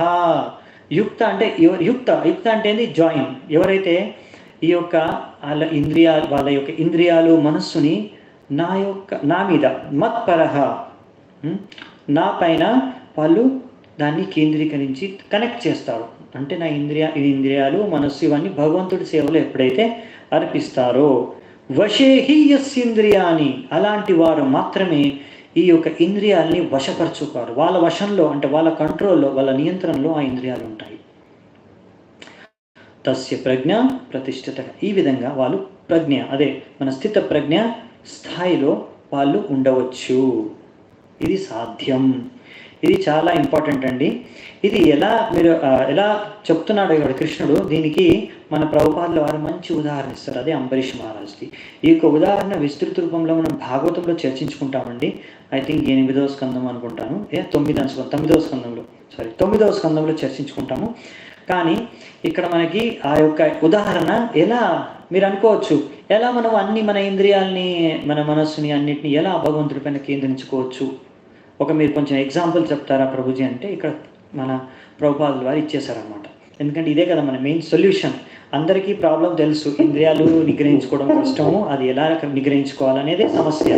దానికి సమస్యకు సమాధానమే ఈ శ్లోకం యొక్క తాత్పర్యంలో ప్రభుపాదుల వారు ఇస్తున్నారు. శ్లోకంలోనే కృష్ణుడు ఇచ్చేశాడు మూలంగా ఆ యొక్క ప్రిన్సిపల్ తత్వాన్ని చెప్పాడు. నా పైన కేంద్రీకరించండి, యుక్త ఆసిత. యుక్త అంటే యుక్తపరచండి, యుక్త అంటే జాయిన్, సంబంధం. ఇక్కడ అంబరీష్ మహారాజ్ ఎలా తన యొక్క ఇంద్రియాల్ని, అన్ని మనస్సుని, ప్రతి ఒక్క అంగాన్ని ఎలా భగవంతుడి సేవలో ఆయన ఉపయోగించాడనే విషయాన్ని మనము 3 శ్లోకాల్లో చూద్దాము. చాలా బ్యూటిఫుల్, చాలా సుందరంగా, అంటే చాలా రమణీయంగా ఉంటాయి శ్లోకాలు. మనం ఇవి పాడుకుందాం ఉంటాం. సవై మనః కృష్ణ పదారవిందయోర్ వాచాంసి వైకుంఠ గుణానువర్ణనే కరౌ హరేర్మందిరమార్జనాదిషు శృతిం చకారాచ్యుత సత్కతోదయే. సవై మనః కృష్ణ పదారవిందయో, ఆయన యొక్క మనస్సు ఎప్పుడు కృష్ణుడి యొక్క పాద పద్మాల గురించి చింతిస్తుందన్నమాట. మనం ఎప్పుడైనా పాద పద్మాలు అంటే డైరెక్ట్గా కృష్ణుడి యొక్క లోటస్ ఫీట్ పాద పద్మాల గురించి ఆలోచించుకోవడం, అలాగే ఆయన పాద పద్మాల దగ్గర ఉన్న ఎప్పుడు ఆయన భక్తులు ఆయన పాద పద్మాల దగ్గర ఉంటారు, వాళ్ళ గురించి ఆలోచించడం, మరియు వాళ్ళు చెప్పే శిక్షణలు, భగవంతుడు ఇచ్చిన శిక్షణల గురించి ఆలోచించడం, ఇవన్నీ ఎలా మనస్సుని మనము భగవంతుడి యొక్క పాదపద్మాల పైన కేంద్రించుకోవడం అని అర్థం. వాచాంసి వైకుంఠ గుణానువర్ణనే, మన యొక్క వాచ్ అంటే మన యొక్క వాయిస్, మనం పాడుతున్నాం కదా ఇప్పుడు, అంటే మన యొక్క వాక్ శక్తి, అంటే మనం మాట్లాడుకునే ఎలా మాట్లాడతారు, ఎప్పుడు మనం ఏదో ఒకటి మాట్లాడాలి కదా, మనకుంది ఎప్పుడు ఏదో చెత్త మాట్లాడకుండా వాచాంసి వైకుంఠ గుణానువర్ణనే, ఆయన ఎప్పుడు తన యొక్క ఈ మాట్లాడే శక్తిని ఎప్పుడు భగవంతుడి యొక్క వైకుంఠ ధామాన్ని వర్ణించడానికి ఉపయోగించేవాడు. వైకుంఠ గుణానువర్ణే, ఎందుకంటే భగవంతుడి నామము, భగవంతుడి ధామము, భగవంతుడి యొక్క రూపము, భగవంతుడి యొక్క లీల, భగవంతుడి యొక్క అన్ని సంబంధిత ఇవైతే ఉన్నాయో ఇవన్నీ భగవంతుడితో అభిన్నం అన్నమాట. అందుకనే సో భగవంతుడి ధామాన్ని వర్ణించినప్పుడు అక్కడ భగవంతుడు ఉంటాడు కదండి, భగవంతుడి గురించి వర్ణించవలసిందే. సో అలా మనము ఇక్కడ ఆయన ఎప్పుడు భగవంతుడి ధామాన్ని వర్ణిస్తూ ఉండేవాడు. ఈ విధంగా ఆయన ఒక పాడుకునే శక్తిని ఉపయోగించాడు. కరౌ హరేర్ మందిరమార్జనాదిషు, కరౌ అంటే చేతులండి, కరౌ హరేర్ మందిర, హరి యొక్క మందిరం అంటే భగవంతుడి యొక్క గుడిని, మార్జనాదిషు అంటే క్లీన్ చేయడం. మనం అంటాం కదా గుండిచా మార్జనం అని. జగన్నాథుడి రథయాత్ర ముందు రోజు గుండిచా మార్జన చేస్తాం, అంటే గుండిచా మందిరాన్ని క్లీన్ చేస్తాం. చైతన్య మహాప్రభు అందరి శిష్యులతో సహా గుండిచా మార్జన చేస్తారు. అలాగే ఇక్కడ అంబరీష్ మహారాజ్ కూడా ఆయన యొక్క చేతులను భగవంతుడి యొక్క మందిరాన్ని క్లీన్ చేయడానికి, మార్జనం చేయడానికి ఉపయోగిస్తున్నాడు. ఈ విధంగా ఆయన యొక్క చేతులను భగవంతుడి యొక్క సేవలో మార్జనాదిషు అంటే ఓన్లీ మందిరం మార్జనం చేయడానికి కాకుండా ఇంకా ఇలా ఎన్నో భగవంతుడి సేవల్లో ఆయన యొక్క చేతులను ఉపయోగించాడు అని దీని యొక్క లైన్, ఈ యొక్క లైన్ యొక్క అర్థం అన్నమాట. కరౌ హరేర్ మందిరమార్జనాదిషు.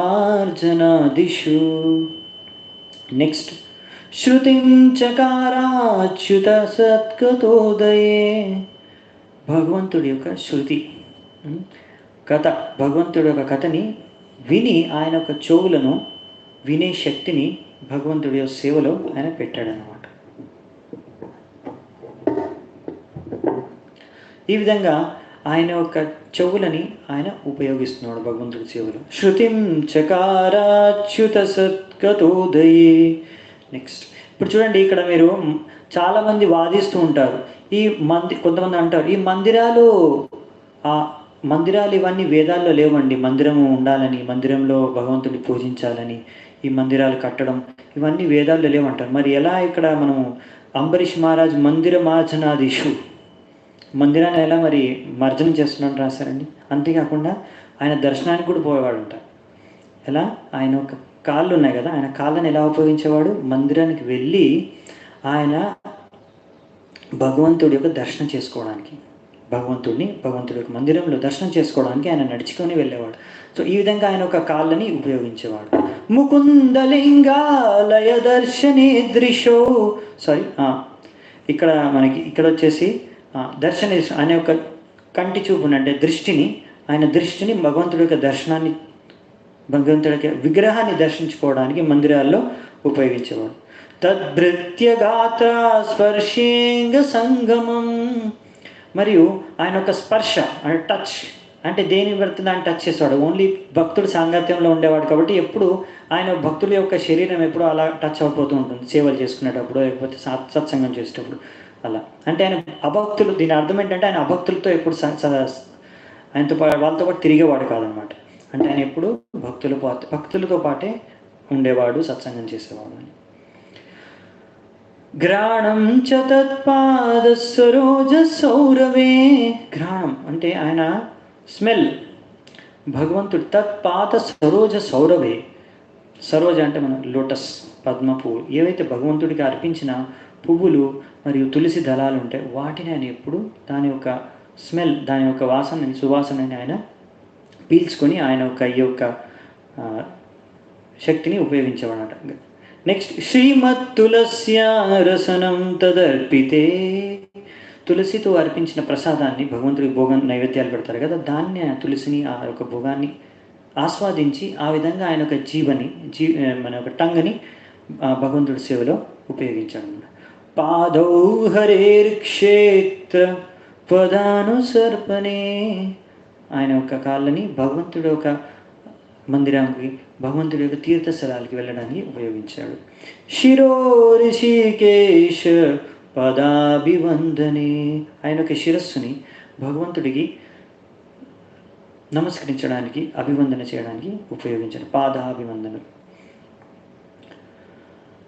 కామం చ దాస్యేన్నతు కామకామ్యయా యతోత్తమ శ్లోకజనాశ్రయారతి. ఈ విధంగా ఆయన యొక్క ఏవైతే ఇచ్ఛలు, ఏవైతే ఆసక్తులు ఏవైతే ఉన్నాయో, ఎన్నో ఇచ్ఛలు ఉంటాయి ప్రతి ఒక్కరికి, అవి ఆయన భగవంతుడి ఇచ్ఛలు పూర్తి చేయడానికి ఉపయోగించాడు.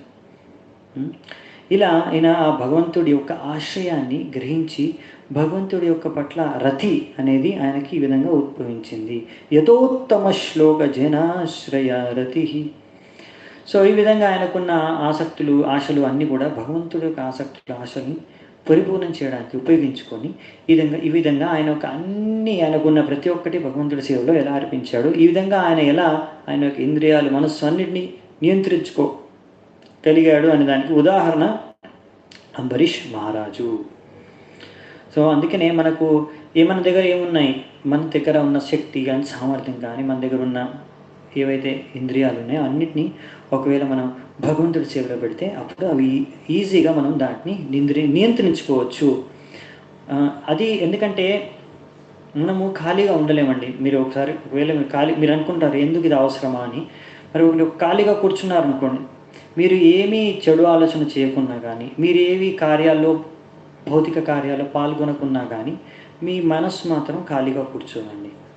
ఎంటీ అని డెవిల్స్ వర్క్షాప్ అంటారు కదా, idle brain is devil's workshop. అంటే ఊరికే కూర్చున్నారనుకోండి, అది అన్నీ తప్పుడు ఆలోచనలు రావడం, తప్పుడు కార్యాలు, అనవసరమైన ఆలోచనలు, అనవసరమైన వాటి గురించి ఆలోచించడం, సమయం నష్టం, మీ యొక్క చేతన కూడా నష్టించిపోతుంది. అంతే, ఇంకేం లాభం ఉండదు.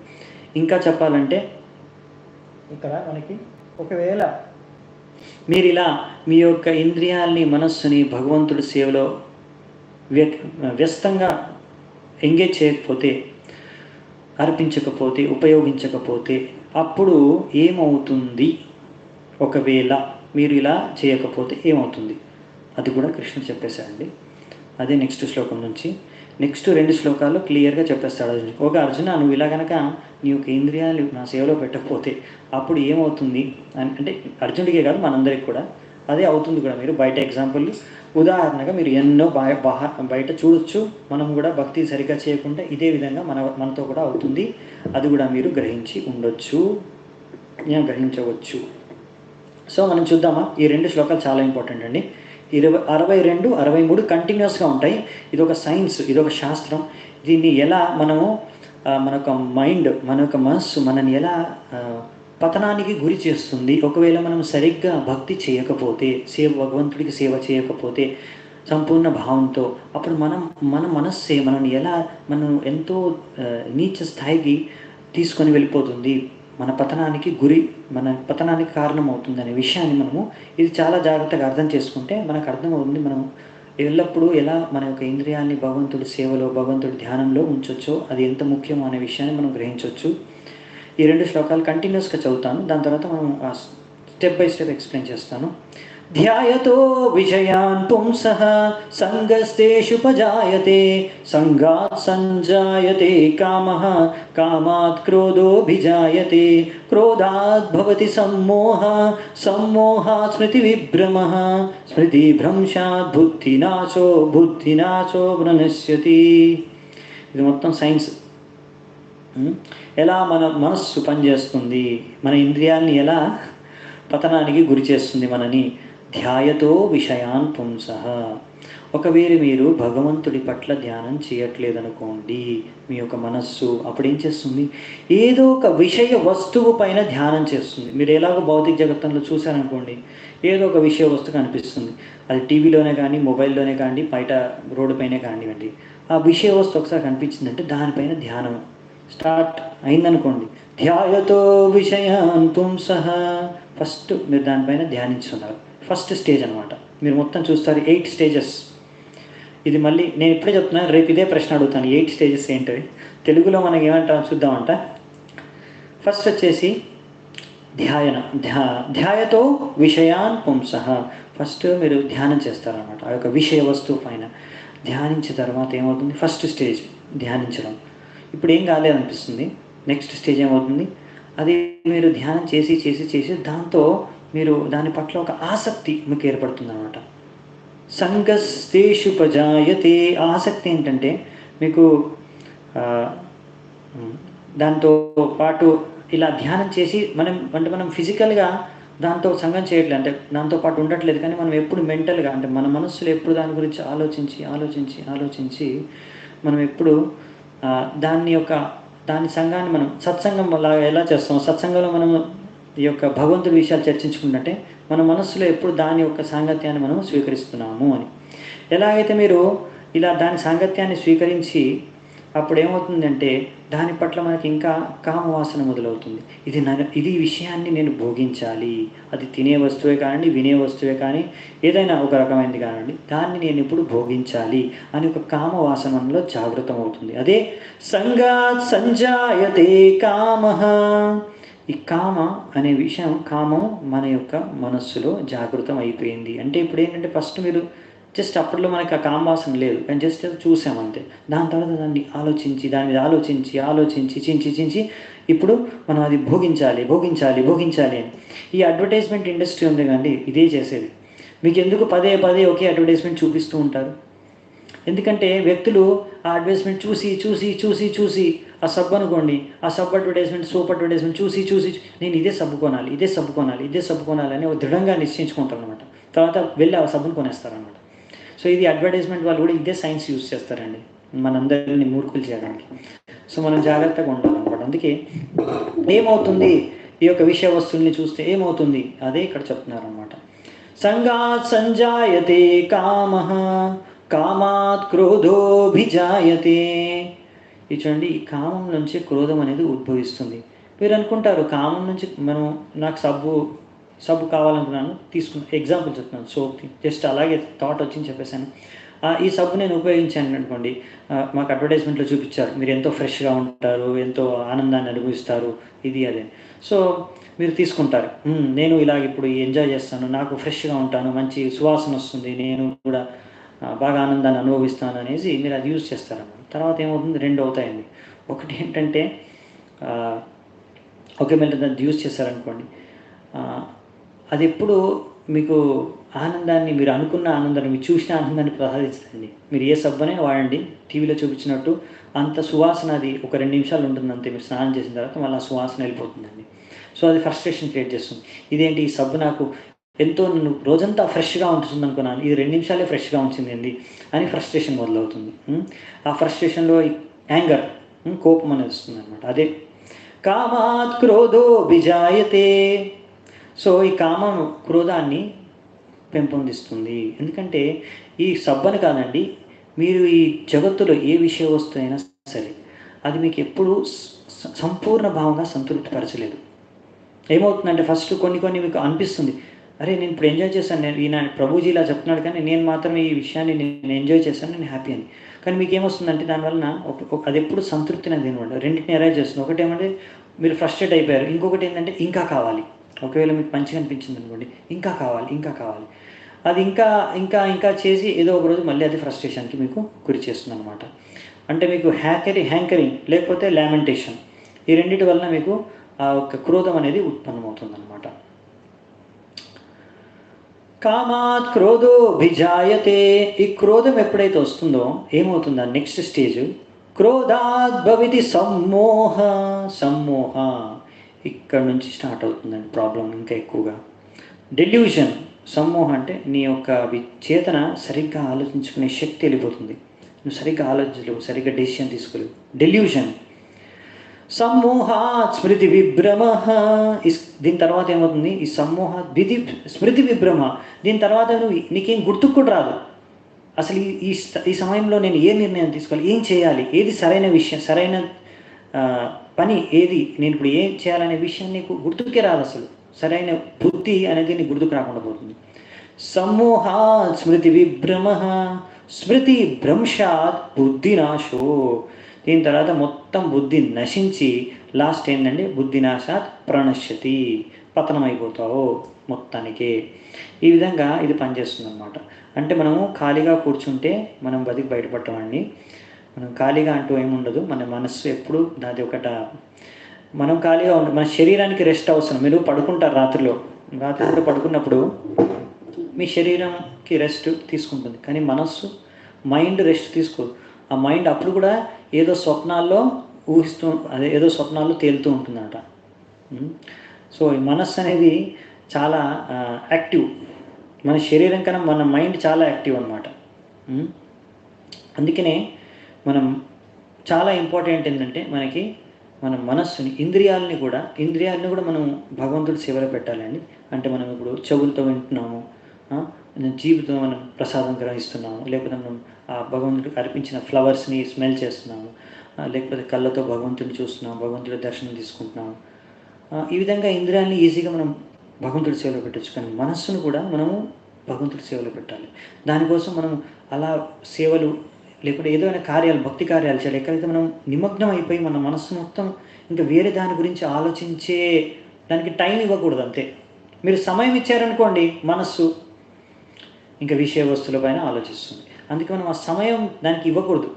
మనం ప్లానింగ్ ఎలా ఉండాలంటే ప్రతిదినము 24 గంటలు అయితే 25 గంటలకి ప్లానింగ్ చేసేసుకోండి. నేను చాలా రోజుల కింద ఒక భక్తుడిని చూశాను అనమాట. ఆ భక్తుడు ఆయన రాసి పెట్టుకున్నాడు ప్లానింగ్ 25 అవర్స్కి. నేనన్నా, ప్రభుజీ 24 గంటలే కదా మనకున్నది, మీరు 25 గంటలకి ప్లానింగ్ చేశారేంటి అంటే, ఆ బ్రహ్మచారి అన్నాడు, ఇది మన మైండ్ ఉంది కదా, అందుకే కొంచెం ఛాన్స్ దొరికినా కానీ అది విషయ వస్తువుల పైన వెళ్ళిపోతుంది. అందుకని మనం 25 అవర్స్ ప్లాన్ చేస్తాం అనుకోండి, మైండ్కి అర్థమవుతుంది, అమ్మో వీడికి ఇంకా 25 అవర్స్ చేశాను, ఇంకా ఛాన్స్ లేదు మన, కానీ ఎక్కువ డిస్టర్బ్ చేయదు.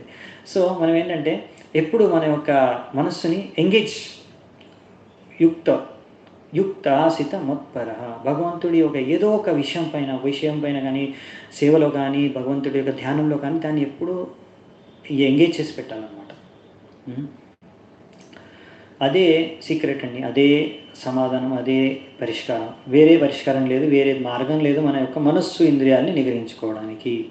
ఇప్పుడు నెక్స్ట్ 64వ శ్లోకం నుంచి మనం చూస్తామండి. ఇక్కడ ప్రభుపాదుల వారు ఒక ఉదాహరణ కూడా ఇస్తారు వీటికి, హరిదాస్ ఠాకూర్కి.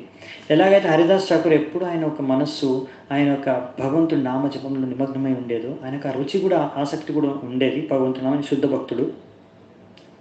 అప్పుడు మాయాదేవి స్వయంగా ఆయనను ప్రలోభానికి గురి చేయడానికి వచ్చినప్పుడు, టెస్ట్ చేయడానికి వచ్చినప్పుడు, ఆయన మాయాదేవిని కూడా, ఆమెకు కూడా హరే కృష్ణ మహామంత్రం నేర్పించేసి ఆమెకు కూడా హరే కృష్ణ మహామంత్రం దీక్ష ఇచ్చేసారంట. అది ఇక్కడ జరిగిందండి. మా మందిరానికి జస్ట్ 10 నిమిషాల దూరంలో ఉంటుంది హరిదాస్ ఠాకూర్ భజన్ కుటీరు, ఫులియాలో. అక్కడే ఈ ఘటన జరిగింది. అక్కడే మాయాదేవి ఒక అందమైన స్త్రీ రూపంలో వచ్చి ఆ హరిదాస్ ఠాకూర్ని ప్రలోభానికి గురి చేసింది, టెస్ట్ చేసింది అనమాట. అప్పుడు హరిదాస్ ఠాకూర్ ఆ టెస్ట్ పాస్ అయ్యాడు. ఎందుకంటే ఆయనకి భగవంతుడి మీద, భగవంతుడి యొక్క నామం మీద అంత రుచి ఉంది. కాబట్టి ఆమెకు కూడా హరే కృష్ణ మహామంత్రాన్ని నేర్పించి, నువ్వు కూడా ఈ హరే కృష్ణ మహామంత్రం జపం చేయని చెప్పి పంపించేశాడు. సో ఇదన్నమాట.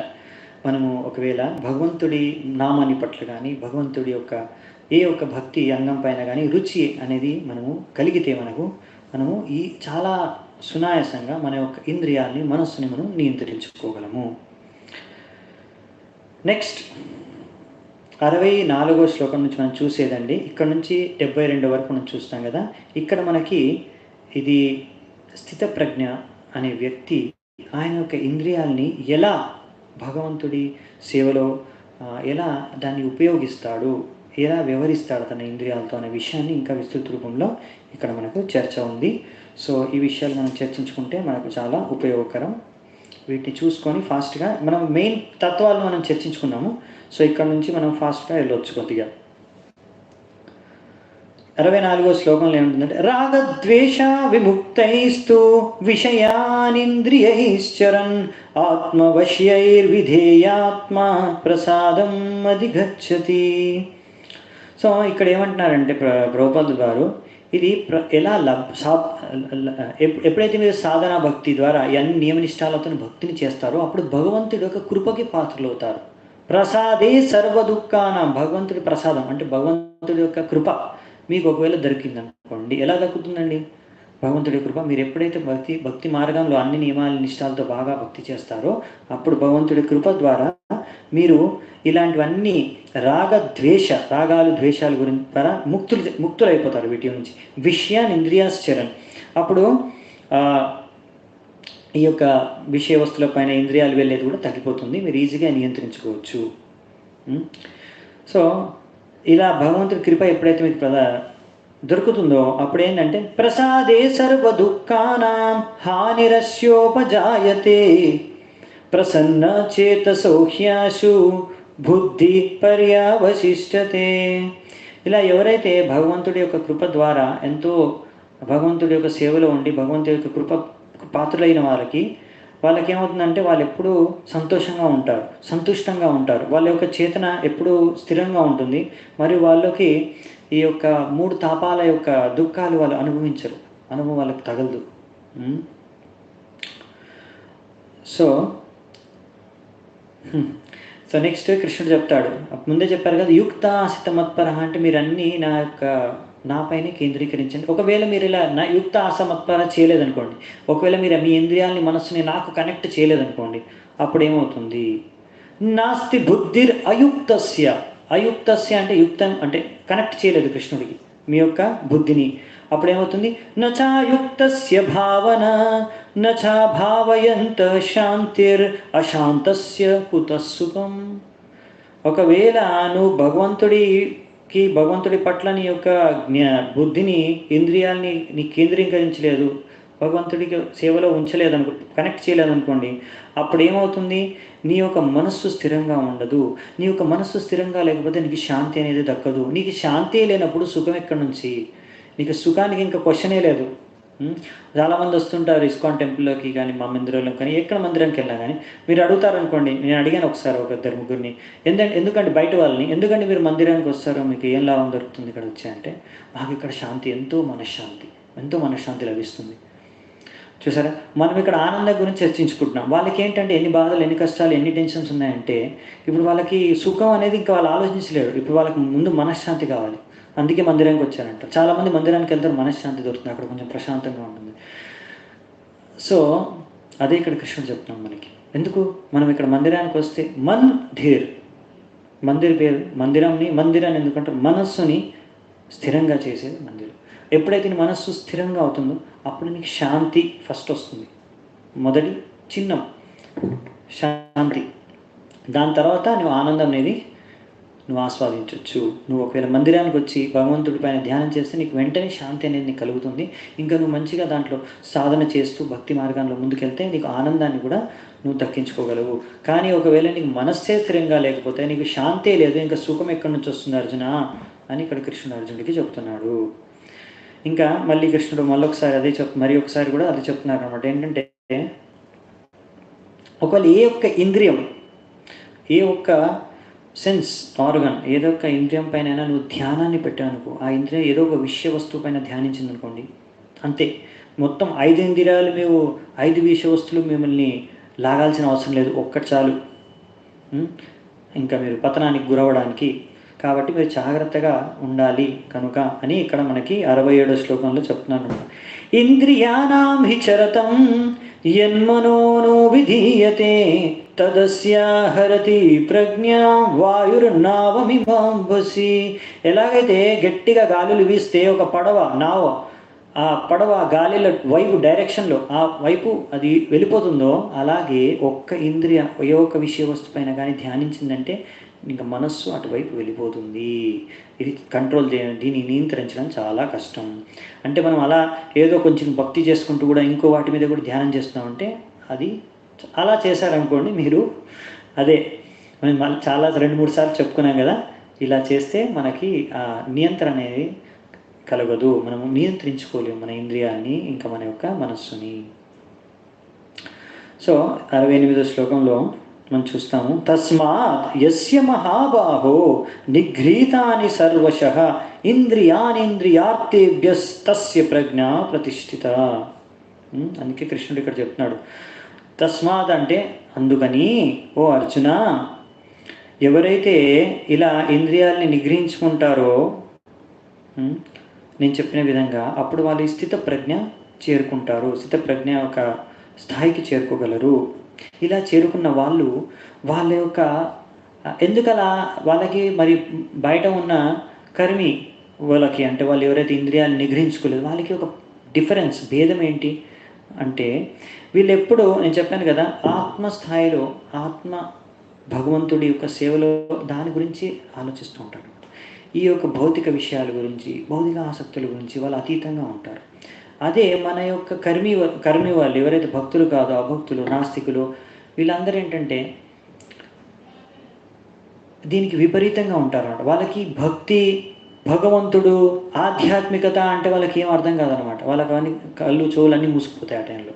ఎప్పుడైతే ఇంద్రియ విషయ భోగ వస్తువులు ముందుకొస్తే వాళ్ళు కళ్ళు చెవులు అన్నీ తెచ్చుకుంటారు అన్నమాట. వాళ్ళ అంటే మన ఎవరైతే సాధువులు కానీ భక్తులుగా ఉన్నారో, భక్తులకి ఏదైతే రాత్రో వాళ్ళకి పగలు, వాళ్ళకి ఏదైతే పగలో వాళ్ళకి ఏది రాత్రో అది మనకు పగలు అని ఇక్కడ శ్లోకంలో దాని యొక్క విషయాన్ని మనకి శ్లోకం రూపంలో కృష్ణుడు అర్జునుడు చెప్తున్నాడు. యా నిశా సర్వభూతానాం తస్యాం జాగ్రత్త సంయమి యస్యాం జాగ్రత్త భూతాని సా నిశా పశ్యతో మునే. అందుకే ఈ యొక్క రహస్యాన్ని మనం అర్థం చేసుకోవాలంటే ప్రభుపాదుల తాత్పర్యం చదివితేనే మనం అర్థం చేసుకుంటాం. లేకపోతే వాళ్ళ రాత్రి మనకు పొద్దున అవడం ఏంటి, మన ప్రొద్దున వాళ్ళకి రాత్రి అవడం ఏంటి అని మీరు అనుకుంటారు. అంటే మీకు ఒక ఉదాహరణ చెప్పాలా అర్థం చేసుకోవడానికి. మనం ఎలా అంటే మనం ఏంటంటే, మనం పొద్దున మనకి ఏంటంటే సత్వగుణంలో ఉంటుంది, డే టైం అనేది రజోగుణంలో ఉంటుంది, రాత్రి అనేది తమో గుణంలో ఉంటుందండి. అందుకనే మనము ఏదైతే ఆధ్యాత్మిక కార్యాలు ఉంటాయో ఎప్పుడైనా చేసుకోవచ్చు, ఎప్పుడు చేసినా అతీతమే, కానీ పొద్దున్న చేస్తుందనే ఎఫెక్ట్ చాలా ఉంటుంది. అందుకే మనం హరే కృష్ణ జపం ఏదైతే యుగధర్మమో అన్నిటికన్నా ముఖ్యమైనది మన భక్తి కార్యాల్లో హరే కృష్ణ నామ జపాన్ని మనం పొద్దున్నే చేస్తే మంచిది. ఉదయం వేళలో ఎర్లీగా చేసి, అందుకే మనకి పొద్దున్నే మార్నింగ్ ప్రోగ్రామ్ ఉంటుంది మందిరంలో, మంగళారతి, నరసింహారతి, తెల్లవారుజామునే అన్నీ చేస్తాం మనము లేవగానే. ఎందుకు వెంటనే ఎర్లీ మార్నింగ్ తెల్లవారుజామున లేస్తామంటే ఇదే అనమాట మెయిన్ ఉద్దేశం. మనం పొద్దున అనేది సత్వగుణంలో ఉంటుంది కనుక ఆ సమయంలో మనం ఆధ్యాత్మిక కార్యాలు చేయాలి అని. ఈ ఆధ్యాత్మిక కార్యాలు అప్పుడు చేయడం, అదే ఆ టైంలో మామూలుగా ఏంటంటే ఎవరైతే కర్మి వాళ్ళు ఉంటారో వాళ్ళు మెల్లిగా లేస్తారు అనమాట. 11, 12, 1 గంట కల వెనుక హాలిడే ఉన్నప్పుడు. ఒకవేళ ఆఫీస్కి వెళ్ళేది ఉంటే, స్కూల్కి వెళ్ళేది ఉంటే, కాలేజ్ ఉంటే వెంటనే వెళ్ళేసి వెళ్తారేమో సమయానికి. కానీ మామూలుగా ఇప్పుడు లాక్డౌన్ సమయంలో మీరు చూసారనుకోండి, చాలామంది ఏంటంటే 1 గంటకు లేస్తారు పొద్దునే. మళ్ళీ ఎప్పుడు పడుకుంటారండి, పొద్దున రాత్రంతా మేల్కొని ఉంటారనమాట. రాత్రంతా వాళ్ళు మెయిన్ అప్పుడే వాళ్ళు యాక్టివ్గా ఉండేది చూసారా. రాత్రంతా వాళ్ళు ఏ టీవీలో, సినిమాలో, యూట్యూబ్లో ఏదో ఒకటి చూసుకుంటూ ఎప్పుడో 3, 4 పడుకుంటారనమాట. ఎప్పుడైతే మన భక్తులు అప్పుడు నిద్ర నుంచి లేస్తారు. ఇది ఒక ఉదాహరణ అనమాట ప్రాక్టికలీ. సో అలా అనమాట. ఎందుకంటే వాళ్ళ యొక్క ఇంట్రెస్ట్ మన ఇంట్రెస్ట్ వేరు. ఎవరైతే అభక్తులు, నాస్తికులు, వాళ్ళ యొక్క ఇంట్రెస్ట్ ఏంటి, వాళ్ళ యొక్క ఆసక్తి ఇంద్రియాల్ని భోగించడం, విషయ వస్తువులను భోగించడం. ఇది మన యొక్క ఇంట్రెస్ట్ ఏంటంటే భగవంతుడి భక్తి చేసుకోవడం. ఇలా ఎవరైతే స్థిత ప్రజ్ఞ స్థాయిలో ఉంటారో వాళ్ళకి ఎన్ని రకాలైన ఆలోచనలు రావచ్చు, కానీ వాళ్ళు వాటిపైన ధ్యానించరు. ఎందుకంటే చెప్పాను కదండి మీకు, ఈ యొక్క కలియుగం ప్రభావం వలన ఎప్పుడైనా చెడు ఆలోచన అనేది రావచ్చు మన మనస్సుకి. కానీ మనం ఇప్పుడు మన మనస్సు ఒకవేళ భగవంతుడి సేవలో, భగవంతుడి ధ్యానంలో నిమగ్నమై ఉంటే అప్పుడు ఎన్ని చెడు ఆలోచనలు వచ్చినా కానీ వాటి మీద మనము ధ్యానించము. అవి వస్తాయి, ఇటు నుంచి వస్తాయి, ఇటు నుంచి వెళ్ళిపోతాయి అన్నమాట. అవి మనల్ని డిస్టర్బ్ చేయవు. అలా స్థిత ప్రజ్ఞలో ఉన్న వాళ్ళకి అలాంటి స్థితిలో వాళ్ళు ఉంటారు. దానికి ఉదాహరణంగా ఒకవేళ పెద్ద సముద్రం ఉందనుకోండి, అందులో ఏదో నది ఒకటి వచ్చేసి దాంట్లో కలుస్తుంది. దానివలన ఆ సముద్రం ఏమి డిస్టర్బ్ అవ్వదు, విచలితం కాదు, అది అలాగే ఉంటుంది శాంతంగా. సముద్రం ఎలా ఉంటుందో అలాగే ఉంటుంది, దానికి ఏమి ఎఫెక్ట్ అవ్వదు. అలాగే ఎలాగైతే సముద్రంలో ఒక ఏదో చిన్న చిన్న నదులు వచ్చి కలిసిస్తాయో దానివల్ల దానికి ఏమి ఎఫెక్ట్ కాదు కదా. అలాగే ఎవరైతే స్థిత ప్రజ్ఞ స్థాయిలో ఉంటారో వాళ్ళకు కూడా ఏమైనా చెడు ఆలోచనలు వచ్చినా కానీ అవి వాళ్ళని డిస్టర్బ్ చేయవు. ఎందుకంటే వాళ్ళు దాని మీద ధ్యానించరు, పట్టించుకోరు వాటిని. అవి వస్తాయి, వెళ్ళిపోతాయి అన్నమాట. అదే నెక్స్ట్ ఇక్కడ శ్లోకంలో ఇచ్చారు, 70 శ్లోకంలో అదే ఉందన్నమాట దాని యొక్క అర్థం. ఇలాంటి వాళ్ళే శాంతిని, సుఖాన్ని అనుభవిస్తారు అని కృష్ణుడు చెప్తున్నాను అనమాట. ఎవరైతే ఒకవేళ మరి మీరు భగవంతుడి మీద ధ్యానం చేస్తున్నారో, భగవంతుడి సేవ చేస్తున్నారో, అలాంటి సమయంలో ఏదైనా చెడు ఆలోచన వచ్చింది, మీరు ధ్యానం చేయడం స్టార్టించారనుకోండి, అంటే ధ్యానం చేయడం ఆరంభించారనుకోండి, అప్పుడేమవుతుంది, మళ్ళీ మీకు ఆ ఇంద్రియాలను నియంత్రించడం సంభవం కాదు, వాళ్ళు శాంతిని ఎప్పుడు పొందలేరు అని ఇక్కడ కృష్ణుడు అర్జునుడికి చెప్తున్నాడు. ఆపూర్యమానం అచలా ప్రతిష్టం సముద్రమాప ప్రవిశంతి యాద్వత్ తద్వత్ కామాయాం ప్రవిశంతి సర్వే సశాంతిమాప్నోతి నకామకామి. ఎవరైతే ఆ యొక్క ఏవైతే థాట్స్, ఏవైతే ఆలోచనలు వస్తాయో వాటిని ధ్యానిస్తూ ఉంటాడో అలాంటి వాడికి ఎప్పుడు శాంతి దొరకదు. కానీ ఎవరైతే ఆ ఆలోచనల పైన, బయట నుంచి వచ్చే భౌతిక ఆలోచనల పైన ధ్యానించరో వాళ్ళు మాత్రమే శాంతిని లభించగలరు. సో దీనికి సముద్రం యొక్క ఉదాహరణతో కృష్ణుడు అర్జునుడికి వర్ణిస్తున్నాడు అనమాట. సో ప్రభుపాదులు అదే అంటారు, మీరు ఎప్పటివరకు ఈ భౌతిక శరీరం ఉందో, ఈ భౌతిక జగతంలో ఉన్నామో, అప్పటి వరకు ఇలాంటి ఏవో డిస్టర్బెన్సెస్, మన మనసుని ఆకర్షించడానికి, ప్రలోభానికి గురి చేసే ఎన్నో విషయ వస్తువులు, ఆలోచనలు వస్తూ ఉంటాయండి. మన ముందుకి, కళ్ళ ముందుకి, మెదడు లోపలికి, చింతలకు వస్తూ ఉంటాయి. కానీ మనము వాటిని ఎక్కువగా పట్టించుకోకూడదు అని ఇక్కడ చెప్తున్నారు.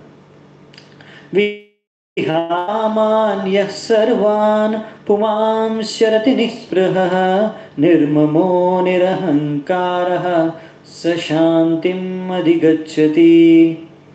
సో ఈ విధంగా ఎవరైతే అన్ని ఆలోచనలు, ఇంద్రియ భోగాన్ని చేయాదలుచుకున్న అన్ని ఆలోచనలను విడిచిపెట్టి ఈ యొక్క అహంకారాన్ని, మమ, నాది, ఇది నేను దీన్ని భోగించాలి, ఇది నేనే దీన్ని భోగించడానికి ఉన్నాను, ఇలాంటి ఒక అన్ని మెంటాలిటీని, మన ఒక మనస్తత్వాన్ని విడిచిపెడతారో వారే ఈ అసలైన శాంతిని పొందగలరు.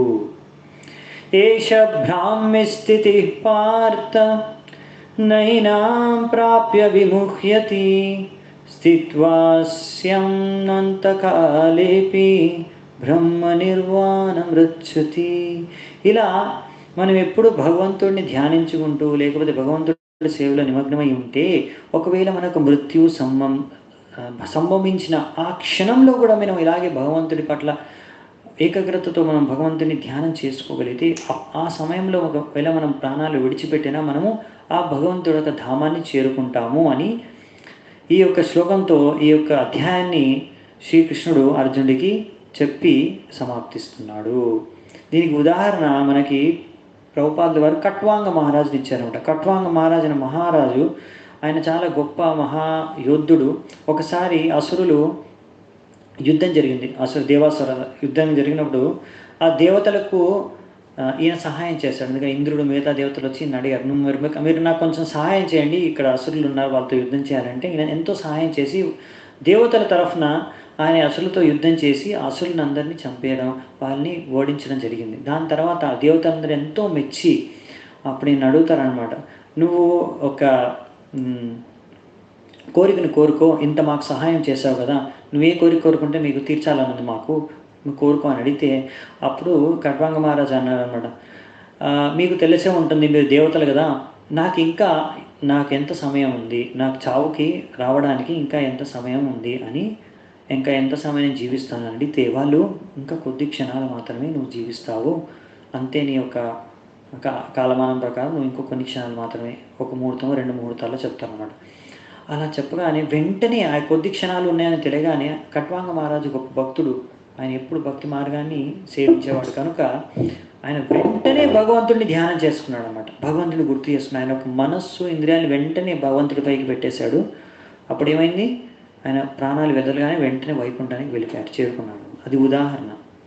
సో మనము దీనికి అర్థం ఏంటంటే, ఇక్కడ ప్రభుపాదులు వారు అంటారు, ఇలా ఎలా సాధ్యము, మనం పరీక్షిత్ మహారాజు యొక్క దాంట్లో కూడా విషయంలో కూడా చూస్తే ఆయనకి ఎప్పుడైతే మృత్యు మీకు సంభవిస్తుంది 7 రోజుల తర్వాత అనగానే వెంటనే ఆయన ఎలా అంత అన్నీ విడిచిపెట్టేసి భగవంతుడి ధ్యానానికి అంటే భగవంతుడి గుణగానానికి కీర్తులు వినడానికి శ్రవణం చేయడానికి సిద్ధమయ్యాడు అంటే ఆయన చిన్నప్పటి నుంచి భక్తి చేస్తున్నాడండి. కొంతమంది అంటారు ఇప్పటి నుంచే భక్తి చేయడం ఎందుకు, మనం ఎప్పుడైతే చనిపోతామో చనిపోయేదానికన్నా ముందు హరే కృష్ణ హరే రామ అనుకుంటే సరిపోతుంది కదా.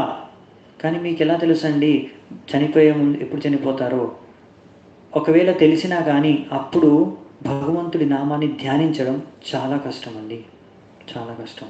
ఎందుకంటే ఆ సమయంలో మీకు ఈ ట్రైనింగ్ ఇప్పటి నుంచి మీకు ప్రాక్టీస్ లేదనుకోండి, ఆ సమయంలో ఆ చింత రాదు. మీరు దేని గురించి అయితే ఎక్కువగా చింతిస్తారో, మీ జీవితంలో దేని గురించి అయితే ఎక్కువగా ధ్యానిస్తారో, దేని మీద అయితే ఎక్కువగా ధ్యానిస్తారో అదే చింత అదే ధ్యానం మీకు మృత్యు సమయంలో వస్తుంది. అందుకనే మనకు మనము దీన్ని ప్రాక్టీస్ సాధన, అందుకే మనం చేసేది సాధన భక్తి. ఈ సాధన అనేది చేయాలి. అప్పుడు మనము ఈ జీవితం ఒక మరణం అనేది ఒక పరీక్ష, జీవితం అనేది దానికి మనం చేసుకునే ప్రిపరేషన్ తయారీ. మనం జీవితాంతం తయారైతే అప్పుడు మరణించే సమయానికి మనము ఆ యొక్క పరీక్షని నెగ్గి పాస్ అయ్యి భగవంతుడి ధామానికి చేరుకోగలము.